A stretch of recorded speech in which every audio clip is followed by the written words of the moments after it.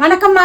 காலைல எழுந்து டிஃபன் சாப்பிட்டேன். இட்லியும் குடமிளகாய் சட்னியும் சாப்பிட்டு மாத்திரெல்லாம் போட்டு கொஞ்ச நேரம் உட்காந்துட்டு வாக்கிங் போயிட்டு வந்தேன். அதுங்காட்டி பசங்க வந்து சமையல் முடிச்சுட்டாங்க. முடிச்சுட்டு என்ன பண்ணியிருக்காங்கன்னா கீரை பண்ணியிருக்காங்க, பாவக்காய் பொரியல் பண்ணியிருக்காங்க, மோர் தாளிச்சிருக்காங்க, அப்பளம் பொரிச்சிருக்காங்க, சாதம் வடிச்சிருக்காங்க. இப்போ போய் சாப்பிட்டு 1 மணி நேரம் ரெஸ்ட் எடுத்துட்டு நேற்றே குலாப் ஜாமுன் செய்து கொடு சொல்லி சண்டை போட்டு கிடக்கு சின்ன பொண்ணு. இன்னைக்கு செய்து கொடுத்துடலான்னு இருக்கிறம்மா.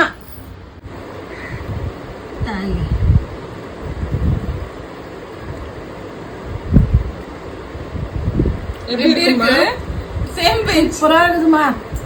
என் பக்குவமெல்லாம் என் பசங்களுக்கு போயிடுச்சுமா. இப்ப போய் நான் வச்சா எதுவுமே நல்லா இல்லைன்றாங்கம்மா. அப்படிலாம் இல்ல அப்படின்னு நாங்க சொல்ல மாட்டோம்.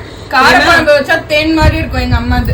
சின்ன வயசுல இருந்தே இதை சாப்பிட்டுதான் நாங்க வளர்ந்துருக்கோம். சின்ன வயசுலாம் யாருன்னா கெஸ்ட் வந்தாங்கன்னா நான் போய் சமைச்சு கிடப்பேன். அவங்களாம் வந்து பேசலன்னு சொல்லுவாங்க. என் பசங்க 2 பேருக்குமே சமைக்க தெரியாது.